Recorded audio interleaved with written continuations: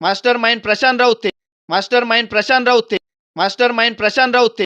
विवांता कांड हुआ, उस कांड में जो थे उसमें मास्टरमाइंड प्रशांत राउत थे और उसके चेले बेले थे। आमदार क्षितिज ठाकुर, आमदार हितेंद्र ठाकुर, दोनों ने कभी विधानसभा में आवाज ही नहीं उठाया। क्लस्टर डेवलपर लाए और यहाँ की जो अनलीगल बिल्डिंग है उनको राहत मिली। एक रहेंगे तो सेफ रहेंगे, ये ब्रीज वाक्य भाजपा का है, भारतीय जनता पार्टी का है और हिंदू समाज का है। तो यहाँ भी हम लोग इधर जो बांग्लादेशी है उनके खिलाफ भी, जैसा बांग्लादेश में हिंदू के खिलाफ जो है हो रहा है और इधर बांग्लादेश में है तो उनके खिलाफ भी वैसा ही हो जाए। पालघर जिले के जो 3 प्रमुख विधानसभा सीट जो आखिर में बीजेपी के ही खाते में गई, लेकिन जिन मुद्दों पे यहाँ चुनाव हुआ उस मुद्दों का क्या हुआ।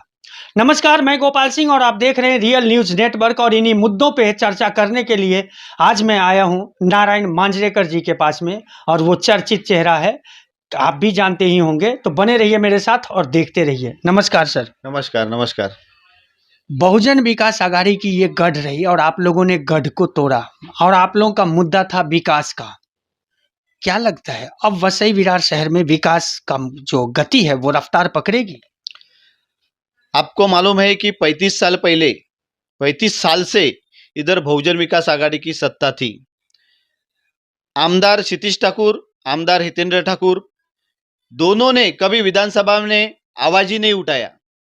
आपने देखा रहेगा अभी नया अपने आमदार राजन नाइक और स्नेहाताई दुबे, उन्होंने हिवाली अधिवेशन नागपुर में जो हुआ, ये विरार वसई विरार के जो मुद्दे हैं वो मुद्दे को उन्होंने आवाज उठाया। ट्रैफिक की समस्या, ब्रिज की समस्या हो या 41 बिल्डिंग, 41 बिल्डिंग के जो अनलीगल बिल्डिंग की बांधकाम के मुद्दे हो, ये सब बात हमारे लाडले आमदार राजन नाइक इन्होंने विधानसभा अधिवेशन में, हिवाली अधिवेशन में आवाज उठाई है। हाँ बिल्कुल, 41 बिल्डिंग ही निशाने पे नहीं है, यहाँ तो 10,000 से ज्यादा बिल्डिंग अवैध है। क्या होगा? क्या क्लस्टर डेवलपमेंट, जिस तरह से बीजेपी ने चुनाव से ठीक पहले दीवा में क्लस्टर डेवलपमेंट का प्लान लाया, क्या वसई विरार शहर में इस तरह का प्लान आ सकता है? हमारी मांग यही रहेगी।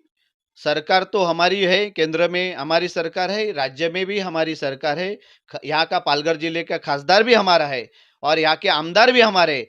तो हम हमारे सरकार के को विनंती करेंगे कि यहाँ क्लस्टर डेवलपर लाए और यहाँ की जो अनलीगल बिल्डिंग है उनको राहत मिली। एक और सवाल है, जिस तरह से सकल हिंदू समाज के बैनर के तले पिछले दिनों आपका राजन नाइक अप्पा भी और सभी बीजेपी के जो बड़े नेता हैं, सब उन्होंने प्रदर्शन किया था। क्या लगता है वसई विरार क्षेत्र में भी बहुत सारे अवैध बांग्लादेशी है, उसके लिए क्या होगा? कोई आप लोग ठोस उपाय देखे हैं या फिर सरकारी स्तर से ही जो होगा वही होगा? नहीं, देखो यहाँ कैसा मालूम है कि हमारी भी प्रयास चालू है। एक रहेंगे तो सेफ रहेंगे, ये ब्रीज वाक्य भाजपा का है, भारतीय जनता पार्टी का है और हिंदू समाज का है। सब हिंदू समाज अभी पूरे देश में या महाराष्ट्र में या वसई विरार जिले में एक साथ में रहेंगे। और अभी जो विधानसभा हुआ उसमें आपको पता चला कि एक रहने के वजह से इधर विधानसभा में अपन जीत पाए। तो इसके बाद महानगर पालिका आने वाली, उसी में भी एक रहेंगे तो सेफ रहेंगे, ऐसा रहेगा। और जो बांग्लादेशी है और बांग्लादेश में जो चल रहा है उसके खिलाफ हम लोग हिंदू समाज इकट्ठा होके उधर आंदोलन किया था कि यहाँ भी ऐसा नहीं होए कि बांग्लादेशी जो है, बांग्लादेश में जो चल रहा है वो उसका निषेध किया। तो यहाँ भी हम लोग इधर जो बांग्लादेशी है उनके खिलाफ भी, जैसा बांग्लादेश में हिंदू के खिलाफ जो है हो रहा है और इधर बांग्लादेश में है तो उनके खिलाफ भी वैसा ही हो जाएगा। शहर में विरार शहर में आप जिस तरह से चुनाव के समय में राजन नाइक का एक सारथी बने हुए थे पूरे ईस्ट में, हमने देखा है और लोगों ने भी देखा है। क्या कहेंगे, यहाँ सड़कों पे अवैध अतिक्रमण, ट्रैफिक समस्या तो है ही, आज उसका आवाज भी उठा है हिवाली अधिवेशन में नागपुर में। ये समस्या का निदान किस स्तर पे और कब तक हो जाएगा? देखो 35 साल जिसकी सत्ता थी, खासदार आमदार आमदार उनके हैं, थे उनके, महानगर पालिका में उनके नगर सेवक महापौर उनके थे, जो 35 साल में अवैध बांधकाम किया इन्होंने, जो आरक्षित जगह थे, भूखंड थे, उसके ऊपर बिल्डिंग, अनलीगल बिल्डिंग बांधा। और जो रोड पे फेरी वाले बैठते, वो किसके माध्यम से बैठा है? बहुजन विकास आघाड़ी के नगर सेवक हफ्ता लेते और उधर बिठा देते। अभी हमारी मांग ये है कि हमारी सरकार है कि उनको किधर एक जगह दे, फेरी वाले को कोई जगह दे, उसके बाद में ये जो रोड खाली करके इसको अच्छा से बना दे। एक अंतिम सवाल, विवांता कांड जो एक लोकतंत्र की हत्या हुई थी उस दिन, चाहे जिस नजरिए से देखा जाए, जो आरोप लगा, उसमें सबसे प्रमुख चेहरा आप निशाने पे क्यों आए? क्योंकि वहां तो बड़े नेता थे, उसके साथ झड़प होती, उसको मारा जाता, पीटा जाता, लेकिन निशाने पे आप कैसे आ गए? आप बहुत अच्छा सवाल पूछा। आपको मालूम है कि 2014 में मैं भारतीय जनता पार्टी में पक्ष प्रवेश किया। तभी यहाँ विरार में भारतीय जनता पार्टी के कम पदाधिकारी थे, कम हमारे कार्यकर्ते थे।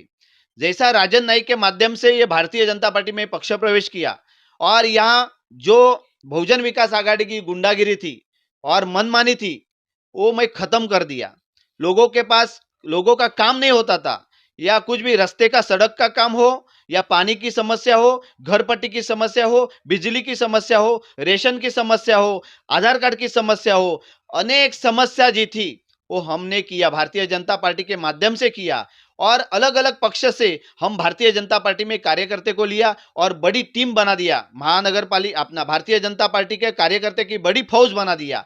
उनके दिमाग में यही था, ये कल आदमी आया और हमारा जो गढ़ था, वो गढ़ में घुस के बहुजन विकास आघाड़ी का पूरा जो था, बोलते हैं गढ़, बाले किला था, वो तोड़ दिया और भारतीय जनता पार्टी का बाले किला बनाया था। उनके दिमाग में ये था कि मांजरेकर आया और हमारा बाले किला था वो तोड़ के, इसके लिए वो मांजरेकर के ऊपर हल्ला हो गया। क्या हुआ उस केस का? क्या है, कुछ आगे चल रही है? एफआईआर दर्ज होने के बाद कुछ हुआ?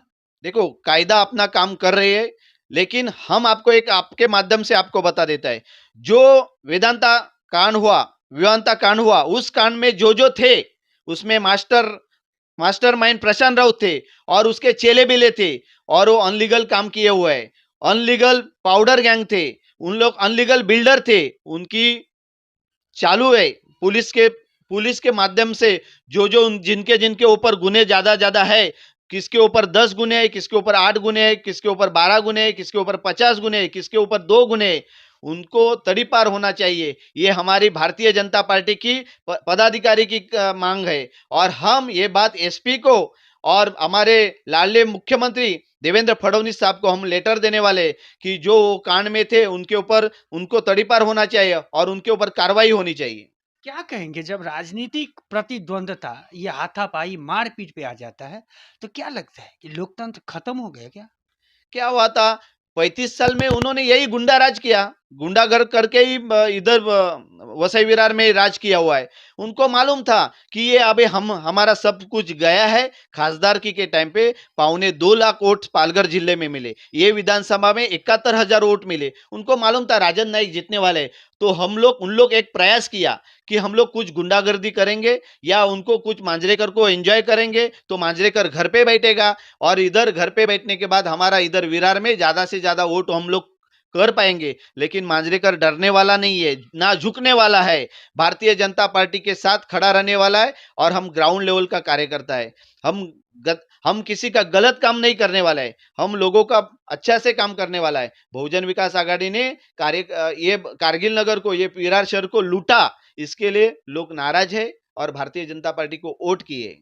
क्या लगता है ये जो आने वाला महानगर पालिका का जो चुनाव होगा, नारायण मांजरेकर उसी रफ्तार के साथ लोगों के साथ मतलब मिलेगा, लोगों के साथ जुड़ेगा? आपको मालूम है, एक दिन गए संडे को हम लोग एक कैंप लगाया था, जो ये विरार में जो अवैध बांधकाम है, अनलीगल बांधकाम है, नोटरी पे बांधकाम है, उनको राहत होना चाहिए। तो हमारा एक सरकारी वकील हम लोग इधर बिठाया, भारतीय जनता पार्टी के कार्यालय में वकील बिठाया, और जो अनलीगल जो समस्या थी उनको कैसा रजिस्टर करेंगे और कैसा कोऑपरेटिव संस्था बनेंगे, वो हम लोग मार्गदर्शन उनको दिया और वैसा हम लोग काम अभी चालू है। अभी हमारा काम एक ही है कि लोगों को काम होना चाहिए, पानी मिलना चाहिए, उनका घर पट्टी का, ये मीटर का जो काम है वो, या इधर का सड़क का काम है, वो हमारे लाडले आमदार राजन नाईक, उनके माध्यम से हम लोग को वो मिटाएँगे या उनके काम सब करेंगे, ऐसा हमारा महानगर पालिका का हम काम चालू किया है। धन्यवाद आपका। नमस्कार, धन्यवाद।